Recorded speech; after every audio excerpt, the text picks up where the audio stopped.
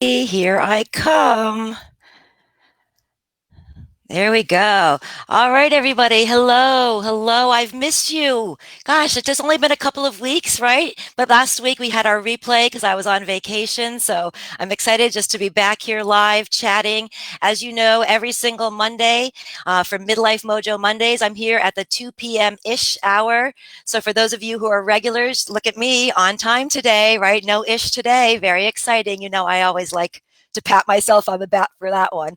So but here for those of you who are new to the Midlife Mojo Mondays, every single Monday I go live with some kind of education or a demonstration, or like today, I bring on some kind of special guest to either interview or teach you something that I think will help you find your midlife mojo and just thrive in our 40s, our 50s, our 60s, and beyond. And every single week in the Midlife Mojo group on Sundays, I post a theme of the week, which it's kind of loosely based on. And so this week was spring into action, right? Yesterday was the first day of spring, which is my absolute favorite season of all of them for sure. And, you know, spring is definitely that time to, you know, I always think of what rebirth, right? And reinvention. And us as midlife women, that's kind of the stage of life we're in, is reinventing ourselves, right? For a lot of us, our kids are grown. Maybe we're retiring. We're trying to figure out who and what we are. And in order to kind of figure out who you are, you need to take some, you know, in order for it to happen, I should say, you need to take some kind of inspired action. But when we're kind of going through midlife with our hormonal changes or just kind of this who are we in life, it's sometimes we don't feel as happy as we should. So really, in order to be able to take that inspired action, you've got to feel happy. And so that's why I'm really excited to bring on my special guest today, Susi Vine. She's going to talk just about achieving your goals with less stress, fueled by happiness, right? So what I'm going to do today is I'm actually going to turn the show over to Susi in just a minute. I'm going to read her bio first and then let her take it away and teach you all. I told her I needed to hear this one today, so I'm very excited to have her come on. And then I'll come back on at the end and just share a little bit, say goodbye to Susi and share a little bit of what we've got going on in the Midlife Mojo world coming up this week. So let me just read a little bit about Susi first of all. Susi Vine is a stress resolution coach and holistic health practitioner with coaching programs designed to support women and men in leveraging the power of positive mindset. Susi helps people find more energy and balance with less force or frustration. Her Velocity membership and online programs show them how to flip stress with an empowered perspective and tools that make it easier to adopt a healthier lifestyle. She hosts the Happified podcast, featuring guest experts in the fields of healthy living and lifestyle, and sharing tools to help her audience enjoy life with less stress and more flow. So let me get Susi on here. We'll say hello.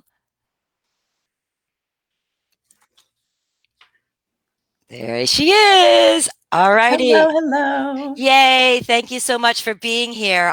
Like I said, I am definitely excited for your talk today. So, unless you've got anything to say, I'm ready just to turn it over and let you engage with the Midlife Mojo crowd. Absolutely. I'll just jump right in. Happy All right. to be here.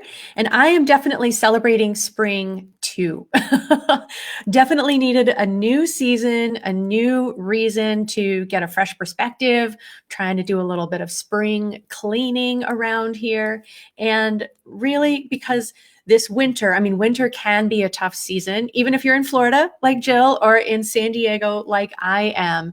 We come through the seasonal. I mean, it's like these cycles of life, right? We've got these natural ebbs and flows, and we have to honor these.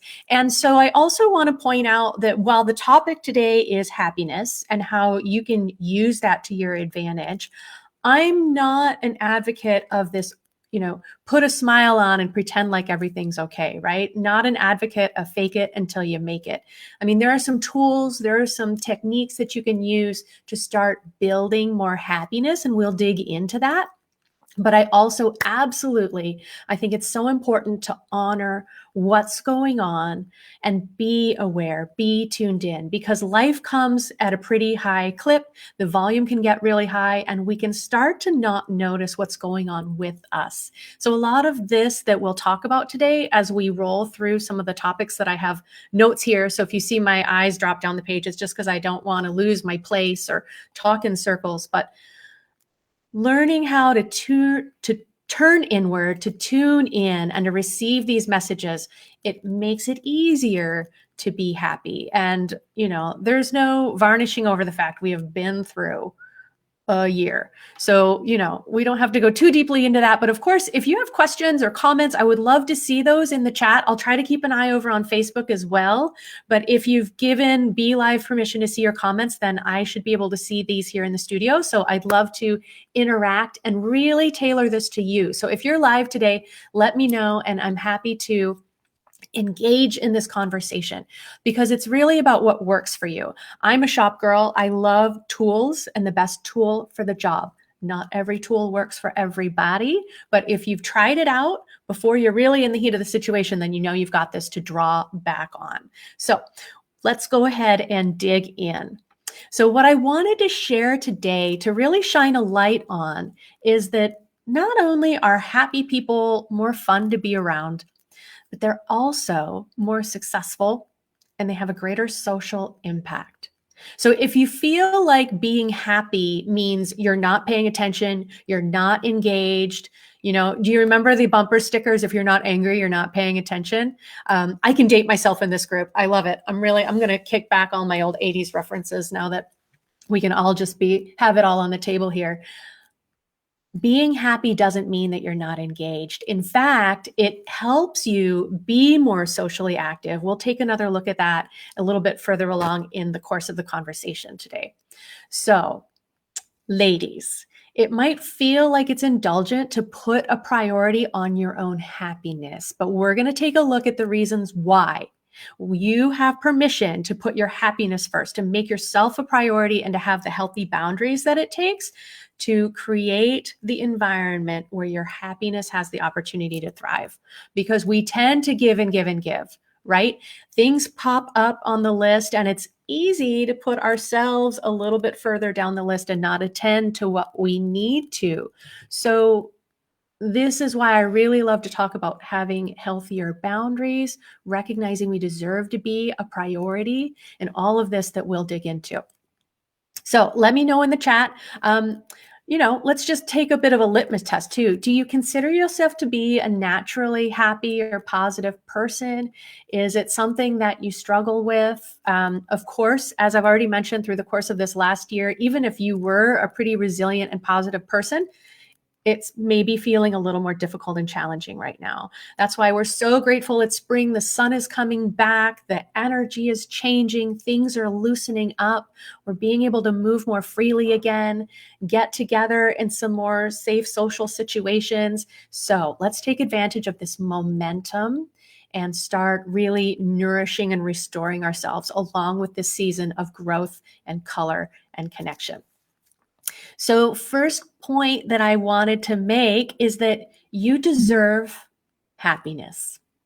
And like I already touched on briefly, you might feel like it's selfish to put your happiness at a priority, but it really has a ripple effect in your family, in your community, in your workplace, in your social circles. So, while we can feel like we need to dip down into those lower vibrations and get angry and make change, I feel like some of us have got to kind of hold a higher vibration so that people recognize we can still come back to this place, that, permission to be happy.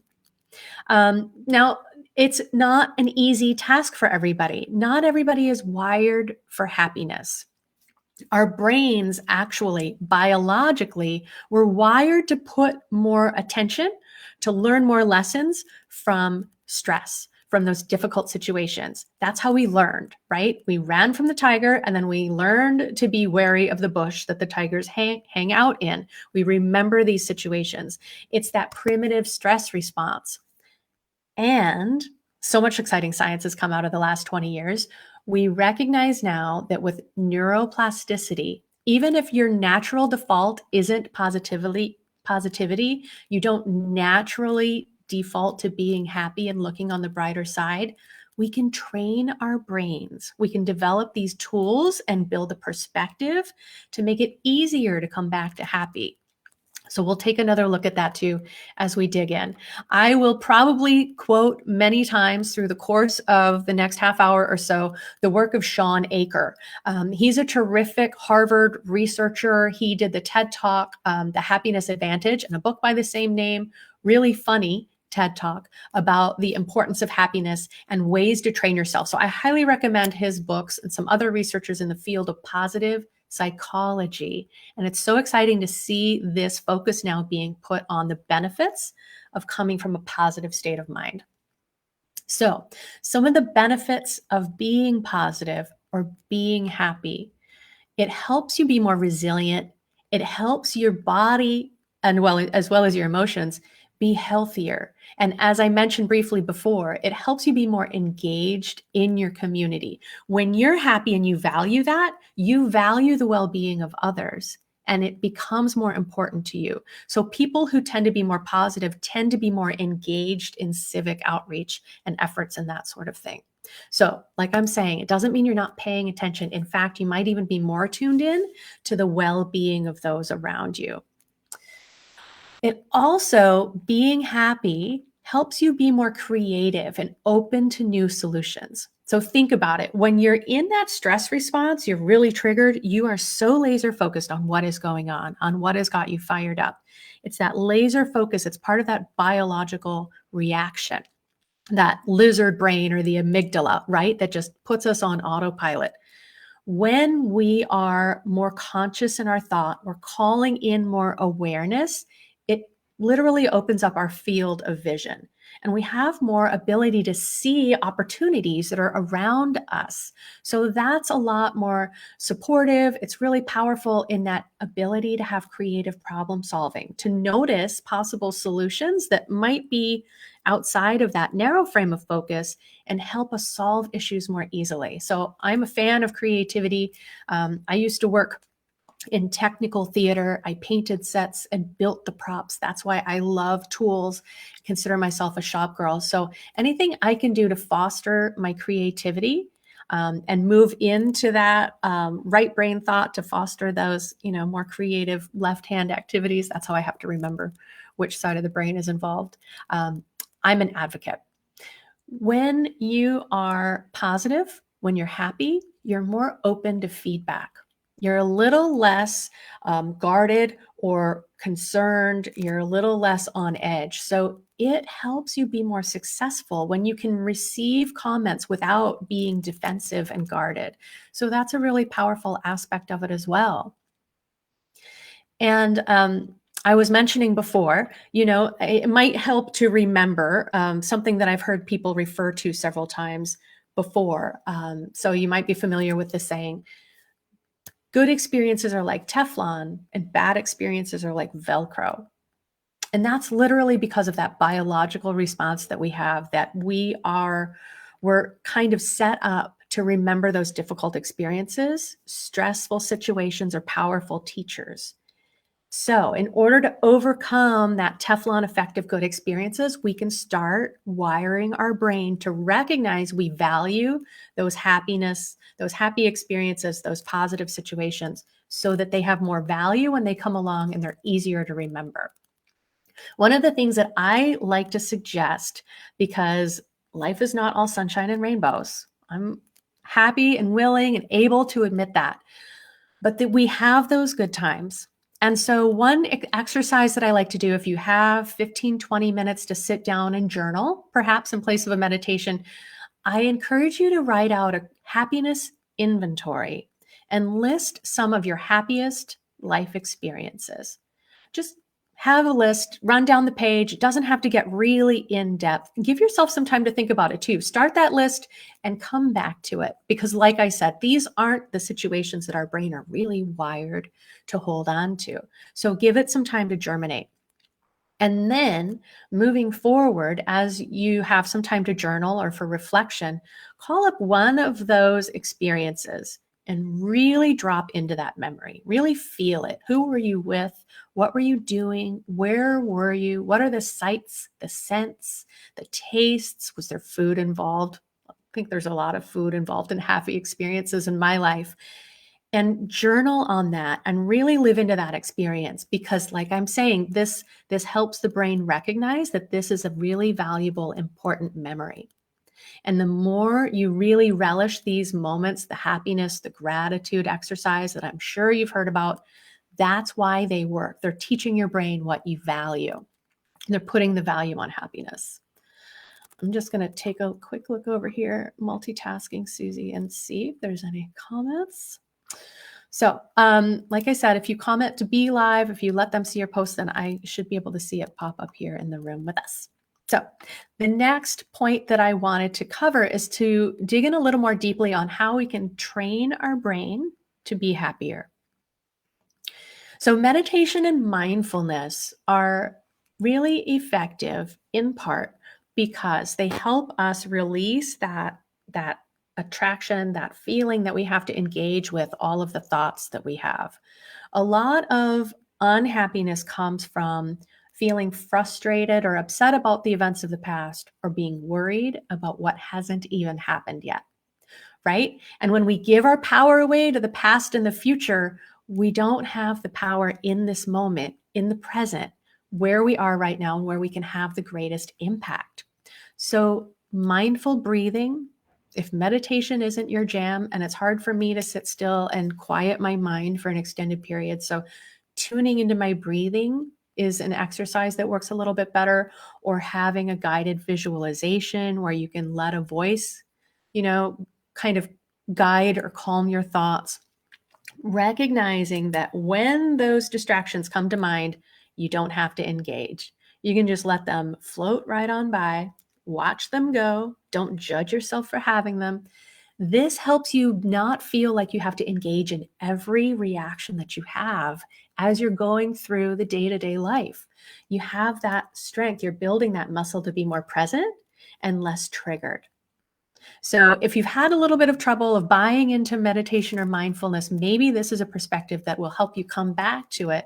And you can even start with 1 to 2 minutes of mindful breathing and tuning into that and recognizing the benefits, because they do start to carry over. I can tell you, in conversations with my husband, bless his heart, when I can be more present, when I can see myself getting triggered and I can rein that in, then he isn't responding to my emotions and we don't go up that spiral, right? So I'm sure there might be a conversation or relationship that you can have a similar relation to.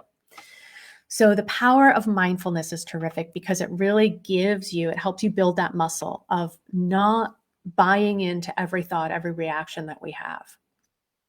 One exercise that I like to recommend people do is the pause and the pivot. So if you can have even like a split-second pause when you notice your tension is rising, and get curious and ask yourself, am I responding to this particular situation, or is something else triggered? Is this reminding me of something else?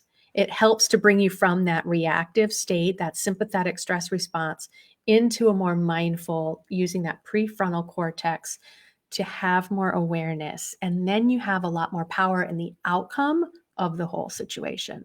So pause, get curious on what's going on, what's coming up for you, and then you can pivot because you have that awareness. So not to disregard the emotion that's coming up, notice it, acknowledge it, and choose the emotion that you want to move forward with. So you can acknowledge that you're angry. We're not stuffing it away. That always comes up at the worst possible time, when we stuff those emotions.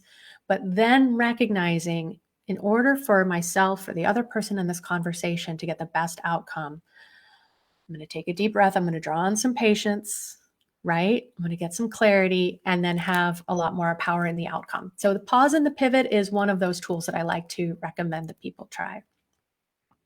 Another tool that is helpful, and I think I have this linked in the gift, and we're going to share a link at the end of my chat today. I have a little booklet and video called 7 Secrets of a Happified Mind. I change it all the time, but I believe that's the current working title. So the secrets to the happified mind, and one of the tools in there, Jill's got my back. Thank you, Jill. Is a link to this. Happiness reset is an exercise that Sean Aker and his researchers used to measure, to quantify if happiness can build with practices. And so over just 21 days, they had participants add 1 practice. So there's 5 you could choose from, but only 1 has to go in this daily schedule for 21 days, and literally started having not only short-term impact on higher levels of happiness, but lasting. When they had people come back 3, 4, 6 months later, they had lasting impact and greater happiness coming from these. One of these is that mindful breathing, 5 minutes of mindfulness every day, or journaling on one good thing that happened through the course of the day, or writing 3 gratitudes, like I was talking about, putting value on those happy experiences. And there's some other exercises that are shared in that, and the link is inside of this gift, the 7 steps to a happified mind. So you can click on that link. I'm happy to share that with you. That's an ebook and a video. So if you're a visual learner, or if you just like to take in the video, there's handy tools there to support you. So let me take a look and see any comments. So I think we're doing pretty good. Excellent. This is a great way to start the week. I'm so happy to be here with you guys. So recognizing then that we can build these tools, that we have the power to change our relationship with happiness. We can also change our relationship with stress. So I got into the field of holistic health and really decided to focus on stress, because stress lays the foundation for so many different types of chronic disease. And I know you guys in this community talk a lot about wellness, a lot about being proactive, taking control of your health. And stress is a really big factor. And we can think, like I said to start us off, we'll just put a happy face on it. We'll deal with it later. I don't have time for it now, right? Letting people think that you're feeling one way when you've got other emotions going on below the surface. The way that we handle our emotions and the way that we handle stress has so much impact in the way that we physically carry tension, the way that we recover, our ability to be resilient. If we carry stress, and you've probably heard the stress bucket analogy, if you let the little stressors add up and you never put it down, you never give yourself a chance to recover, you stop noticing how much weight you're carrying, how much stress you're packing around, even if your shoulders start to be earrings and all of this tension is with you all the time. When you make space, when you recognize that you can be empowered in how you show up to stress, it has all the difference in the world in how you physically respond in the moment, how your body can recover and remain resilient, come back to balance the way that we're designed to do, so that when the stress of life shows up, because it's going to, we have the capacity to meet it, to move through it, and to successfully, resolve that situation. We're not already impacted by the stress we're carrying. So that's why it's really a mission for me to help people recognize that when we're empowered in how we show up to stress, has everything to do with the outcome. We can stay healthier, we can be happier, we can age better. One of my mantras is that I want to age better than my parents. I want to keep on doing all of the things that I love being able to do. And so that's what moves me forward and inspires me to start making the little changes now, because I know they're going to add up to a big impact later on down the road. So what does that mean? What is this empowered to stress concept that I keep referring back to?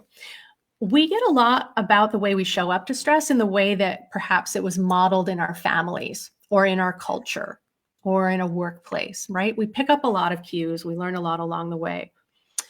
And so what's important to recognize is that we're not stuck in that definition. We can change the way we perceive it. And basically, there's two camps. You might see stress as debilitating, as a threat, as something that is going to weaken you. Here it comes again, right? You can kind of feel the way that lands in your body. Or there are people who rise to the challenge, who see it as an opportunity to rise and overcome, to demonstrate what they're made of, to be successful, to let stress move them to the next level. Because it is a powerful teacher and it does help us gain more skills and motivate us to move forward. So you might even be thinking of some of the people who are adrenaline junkies, right? Who go from one adventure to the next, who love change, who are always looking for the next adventure or setting up deadlines for themselves because they love to drive through stress. And that's kind of the other end of the scale. I mean, some of us do tend to thrive on that adrenaline, and then that leaves us depleted too. So there's a difference. There's a nuance in feeling empowered, in feeling like stress is an opportunity to thrive.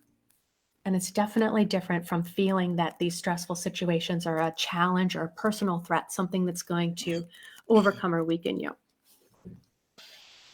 So being aware of that, of those two differences, is in and of itself very powerful. I mentioned before that stress has a physical response. So right out the gate, when you feel stressed, it constricts your blood vessels.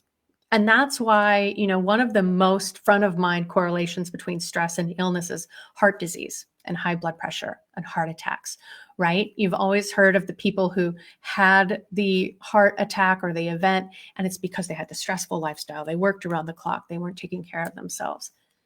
When you recognize that stress does not need to be debilitating, that stress can be an opportunity.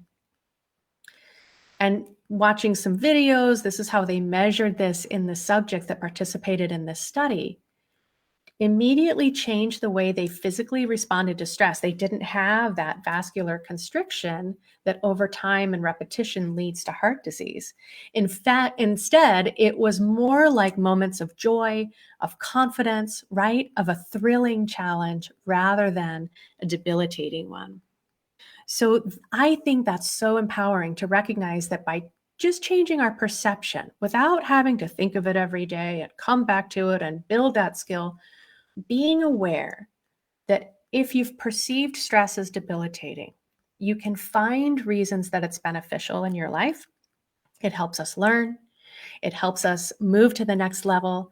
People who manage stress well, who see it as that opportunity to thrive, advance more easily, are more open to feedback, all of these things, that immediately shows up as a difference in our physical response.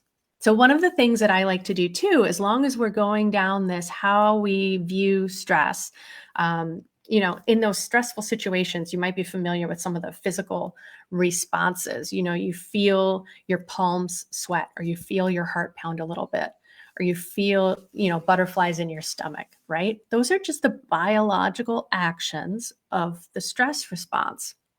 So those butterflies in the stomach, could be related to the fact that when we're stressed, it impacts our digestion, which is one reason why we don't want to stay in that stressed state. We want to foster ideal digestion. But if we're in a situation and we feel that, then we can say, oh, my body's doing that to move my circulation and my muscles so that if I had to run from the tiger, I could do it. It just means my body is tuned in and it's supporting me, and I have the power to do what I need to do in this situation. So we can calm our nerves that way by recognizing the power of that innate stress response. So I find that helpful sometimes to take a look at some of the ways we can change our perspective of it. One other thing to recognize too is you've probably heard of that flow state, right? When you're working on something and time just falls away, or athletes at their peak performance, they drop into that flow state. That doesn't come from not being stressed.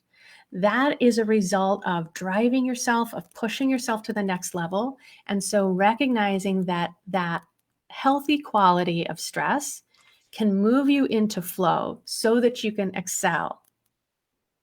And then afterward, you give yourself the time to recover. You can use that to your advantage. So that may be another helpful perspective, and recognizing that you can be empowered and use stress to your advantage rather than being subject to it. Let me scroll through my notes here.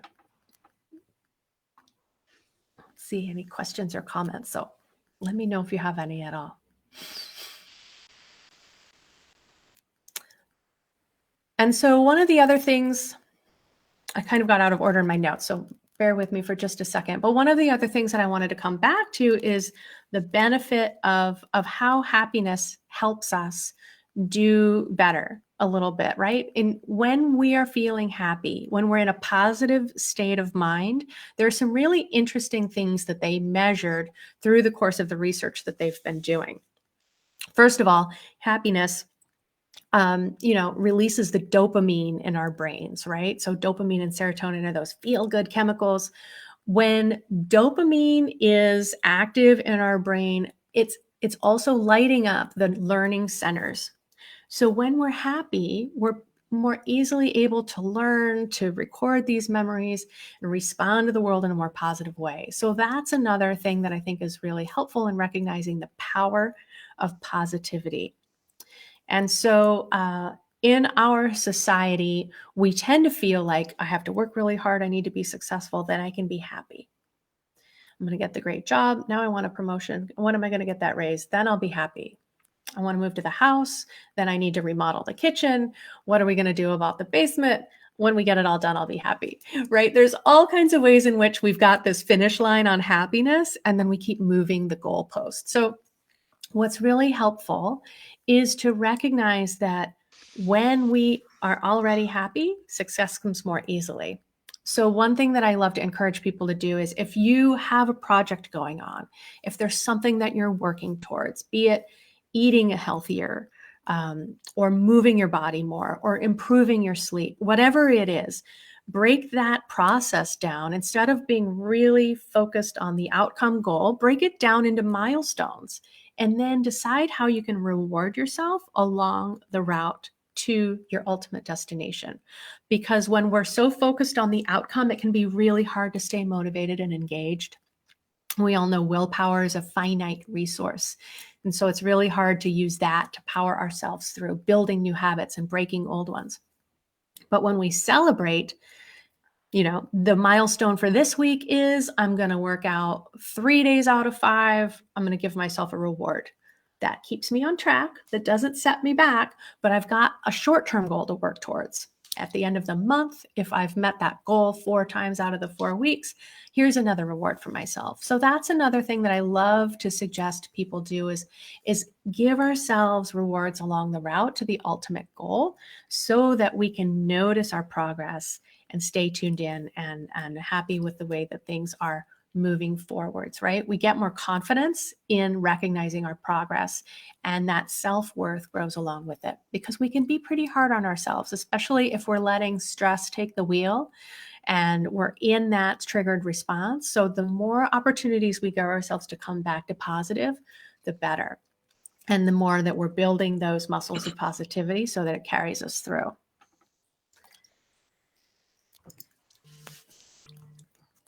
So one other thing that I want to come back to at the end is, being the change that you want to see in the world. We've all heard that post.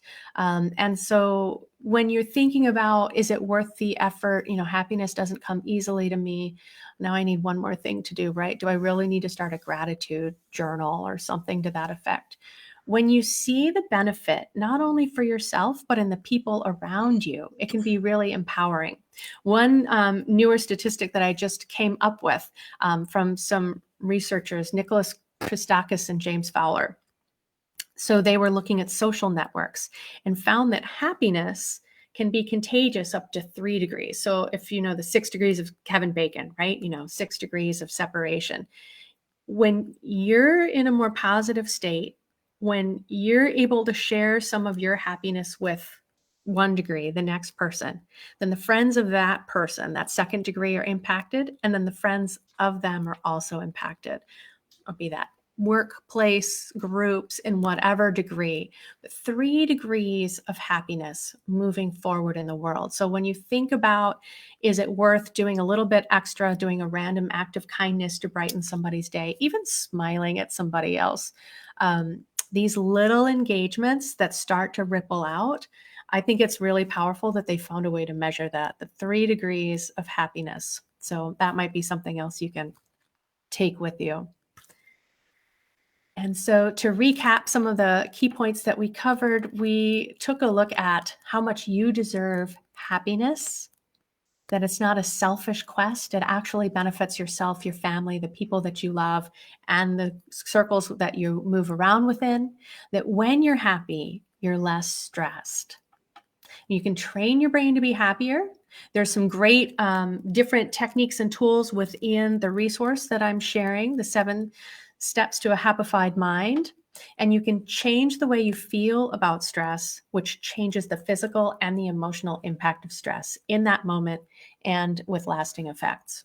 Stress can fuel your success when you have the right mindset, when you recognize you can use it to your advantage. And finally, I hope that you feel empowered to be the change that you want to see in the world. So those are my tips to become a little happier. And like I said, those in the resource, you'll find some more exercises and techniques like that.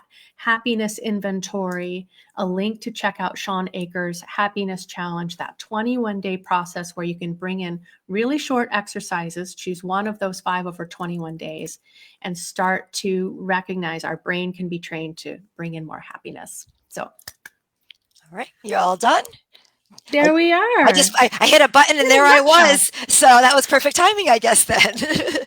All righty, It's excellent. like you knew. I did. I was like, okay, this here we go. So first of all, I am just engaged in everything that you were saying, and you are very similar to me. You're kind of got the science, but you've got the practical side, right? And I, for me to be able to take action, I kind of need to know why, or that it's, and so forth. So I love the fact that you kind of have the science, the statistics, all of that behind happiness, because that kind of is, and then even immeasurable, right? Like you said, 3 degrees, right? That was really cool to me. I really love that. And I love that also on that concept of that 3 degrees, because, that's kind of what the whole Midlife Mojo mission is. It's about this ripple effect. And that's basically what that is, right? If we have our mojo and we feel happy, then already we're affecting, according to you, 2 more people out, right? And so that's how truly change happens. So I love that concept, Yes. Susie. That was awesome. And then I took some notes here, so I'm going to read a couple of things because I wanted to comment on them. Oh yeah. So I loved also you said healthy stress. That healthy stress is good because it may actually, move you to action, right, and help you be in the Right. flow. But it's just recognizing that it's healthy stress and not unhealthy. So for me, that was one of those. I'm like, oh, note to self, literally note to self. Okay, there is good stress, but like know the difference. So, Absolutely. yeah, Yeah. A lot of people say, oh, am I supposed to be stress free? Like, no, use it to your advantage because life is always going to serve things up. yeah, yeah. So, No, and I like that thing. I always say, even like getting on in front of people, right? Getting on video and doing this. That's a little bit stressful for people.